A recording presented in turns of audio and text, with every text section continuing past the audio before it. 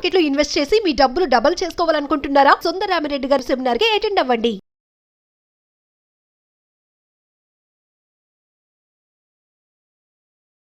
నమస్కారం సుందరరామిరెడ్డి గారు. నమస్తే సార్. రాకేష్ జుంజున్వాలా గారు అంటే మన మధ్య లేకపోయినా సరే ఆయనకి సంబంధించిందంటే జనరల్గానే ఒక్కొక్క కామన్ యూనివర్సల్ బిగ్ బుల్ అండి. Big bull. సో అటువంటి నేమ్తో పిలుస్తూ ఉంటారు ఆయన్ని. ఆయన బిల్డ్ చేసినటువంటి అంటే జనరల్గా పోర్ట్ఫోలియో కానివ్వండి, లేదంటే ఆయన చేసినటువంటి స్టాక్ మార్కెట్లో ఆయన మెయింటైన్ చేసినటువంటి కన్సిస్టెన్సీ అక్కడ దాకా తీసుకురావడానికి గల ప్రధాన కారణాలు ఏంటి? సో బేసికల్గా అంటే క్వాలిఫికేషన్ చార్టెడ్ అకౌంటెంట్ అండి. బేసికల్గా ఫౌండేషన్ వెరీ స్ట్రాంగ్గా ఉంది.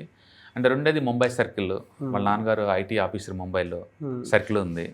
అండ్ స్టాక్ మార్కెట్లో ఆయన చేసిన ఎక్స్పెరిమెంట్లు మరి ఎవరు చేయలేదేమో అన్నట్టుగా ఉంది.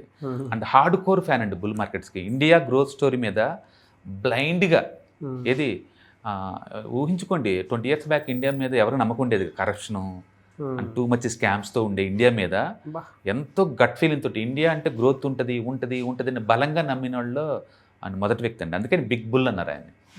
Big bull. అండ్ వెరైటీ ఏంటంటే ఎక్కువ డబ్బులు సంపాదించింది హర్షద్ మోతా స్కామ్ అప్పుడు షార్ట్ కొట్టి ఆయన. బీభత్సంగా డబ్బులు సంపాదించింది మామూలు టైంలో కాదు, బుల్ మార్కెట్లో కాదు. హర్షద్ మోతా స్కామ్ అప్పుడు మార్కెట్ పడిద్దని ముందే ఊహించి బీభత్సంగా షార్ట్స్ కొట్టాడండి. ఆ వచ్చిన డబ్బు మొత్తాన్ని లాంగ్ టర్మ్ ఇన్వెస్ట్మెంట్ కోసం వాడాడు. అందుకని ఆయన జర్నీలో మనం చూస్తే బోల్డ్ అని ట్విస్టులు ఉంటాయండి. బోల్డ్ అని ట్విస్టులు ఉంటాయి. And August 22 at the age of 62 చాలా ఎర్లీ స్టేజ్లో చనిపోయాడండి. హెల్త్ సరిగ్గా చూడటం. సో 5,000 రూపాయలతోటి మార్కెట్లోకి ఎంటర్ అయ్యాడు. మన హైదరాబాద్లోనే పుట్టి పెరిగాడు. ఇక్కడ మన అదృష్టం అనమాట. హైదరాబాద్. అవును. వాళ్ళ ఫాదర్ ముంబైలో ఐటీ ఆఫీసర్కి జాబ్ వచ్చినప్పుడు ఇక్కడ నుంచి మూవ్ అయ్యారు. పుట్టింది ఆయన హైదరాబాద్లో. అండ్ సిఐ అయిపోయి కాకముందు నుంచి స్టాక్ మార్కెట్లో ఎంటర్ అవ్వాలని ట్రై చేశాడు. బట్ వాళ్ళ ఫాదర్ స్ట్రిక్ట్గా చెప్పాడు, ఎడ్యుకేషన్ అయిపోయిన దాకా అలాంటివి పెట్టుకోవద్దని. అండ్ ఎడ్యుకేషన్ అయిపోయింది సిఏ, ఇక మార్కెట్లో ఎంటర్ రెడీ అవుతున్నాడు. నా దగ్గర నుంచి కానీ మా ఫ్రెండ్స్ దగ్గర నుంచి రూపాయి కూడా అప్పు తీసుకోవద్దన్నాడు వాళ్ళ ఫాదరు. సరే అని చెప్పేసి 5,000 రూపాయలతో బిగించేశాడు. ఆ తర్వాత చిన్న 5,000 రూపాయలకి పెద్ద గేమ్ రాదు కాబట్టి వాళ్ళ బ్రదర్ యొక్క వాళ్ళ ఫ్రెండ్ ఒక ఆమె ఉంటే ఆమె దగ్గర నుంచి 18% ఫర్ యానం చొప్పున వడ్డీకి తెచ్చుకున్నాడు డబ్బులు. మనం మామూలుగా అయితే స్టాక్ మార్కెట్లో ఏంటంటే వడ్డీ తెచ్చుకుని పెట్టద్దంటారు ఎవరైనా సరే. Of course knowledge లేకపోయినప్పుడు.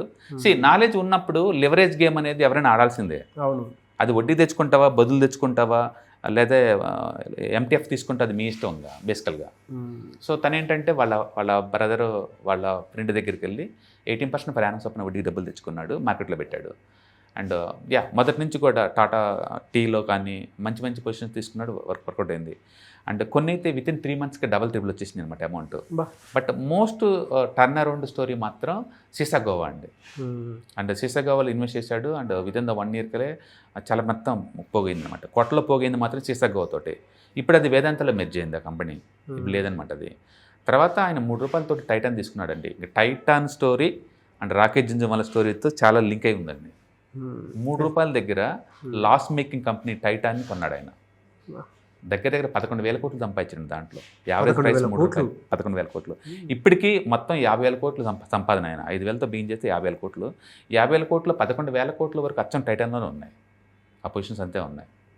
ఆయన ఎప్పుడైందంటే యూనిక్ బిజినెస్లు తీసుకుంటారు, monopoly business like Titan. Sir అంటే ఆయన చూసేటువంటి ఆ వ్యూ ఏ విధంగా ఉంటుందండి అసలు? బేసికల్గా ఆయన రిస్క్ టేకర్ అండి. ఎంత అంటే అగ్రెసివ్ మైండ్ సెట్. మిగతా వాళ్ళగా ఇన్వెస్ట్మెంట్ చేయండి లేకపోతే ఖాళీ కూర్చొని అలా కాదు. షార్ట్ టర్మ్ మీద వచ్చే డబ్బుల్ని లాంగ్ టర్మ్ ఫౌండేషన్ కోసం ఇన్వెస్ట్ చేశాడు ఆయన. ఆయన డబ్బు వచ్చిన ట్రేడింగ్ మీద అండి. చాలామంది రాకేష్ జుంజున్వాలా అంటే ఇండియన్ వారన్ బఫెట్ అంటారు. బట్ ఆయనలో ట్రేడింగ్ యాంగిల్ ఎవరు చూడలేరు. కానీ ఆయన మొదట్లో హార్డ్ కోర్ ట్రేడర్. అచ్చం ట్రేడింగ్ మీద వచ్చిన డబ్బుల్ని ఫౌండేషన్లా వాడాడు ఇన్వెస్ట్మెంట్కి. అండ్ రాకేష్ హర్షద్ మోతా స్కామ్ అప్పుడు మార్కెట్ ఓవర్గా పెరుగుతుందని గమనించేసి ఆయన అచ్చం షార్టింగ్కి వెళ్ళి కూర్చున్నాడు. షార్టింగ్కి వెళ్ళి మార్కెట్ పడిద్దని బెట్కాశాడు. ఆ టైంలో వచ్చిన డబ్బులు మొత్తం లేదు, లాంగ్ టర్మ్ ఇన్వెస్ట్మెంట్ కోసం ఈ Titan and CRISIL and Lupin ఇలాంటి మోనోపలి బిజినెస్ మోడల్లో పెట్టేసుకుంటూ వెళ్ళిపోయాడు. ఇప్పుడు ఈయన దగ్గర నుంచి ఎవరైనా ఏదైనా నేర్చుకోవాలి అని అంటే ఒక 3 qualities అని అంటే ఏమేమి నేర్చుకోవాలి? ఒకటి గట్ ఫీలింగ్ అంటే మార్కెట్ పడుతుందంటే షార్ట్ కొడతాడు. అండ్ స్టాప్ లాస్ 10% స్ట్రిక్ట్గా మెయింటైన్ చేస్తున్నాడు. ఆ వైపు లాంగ్ టర్మ్ ఇన్వెస్ట్మెంట్కి వెళ్ళాడు. అంటే ఇండియాలో గోల్డ్ని అర్థం చేసుకున్నట్టుగా మరి ఎవరు అర్థం చేసుకోలేదండి. టాటా వాళ్ళు గోల్డ్ కొనబోతున్నారు. Company loss making company, Tamil Nadu government company అండి టైటాన్. తమిళనాడు గవర్నమెంట్ కంపెనీ, అది క్లోజ్ అయి ఉంది, ఆల్రెడీ లాస్లో ఉంది. దాన్ని టాటా వాళ్ళు కొనబోతున్నారు అని రూమర్ రాగానే ఇమీడియట్గా దాంట్లో ₹3 యావరేజ్ ప్రైస్ మీద ఎన్ని దొరుకుతాయని కొనేసాడండి. వాహ్. అంటే టాటా వాళ్ళ మీద నమ్మకం plus Indian gold deadly combination. ఎందుకంటే అప్పటి వరకు ఇండియాలో గోల్డ్ అంటే ఇంటి పక్కన ఉన్న గోల్డ్ స్మిత్ తప్ప బ్రాండెడ్ ఇవ్వండి. అవునవును. ఎందుకంటే ఎవరు నమ్మరు బయట వాళ్ళు గోల్డ్. బట్ టాటా వాళ్ళు నమ్ముతారు కదా. అంటే టాటా వాళ్ళ ఆ గుడ్ విల్ని గోల్డ్ కంబైన్ చేస్తే మంచి వాల్యూ క్రియేట్ అవుతుందని ఆ రోజుల్లో ఆయన బలంగా నమ్మాడు. ఆ ఒక్క దాంట్లో హెవీగా కొనేసాడు.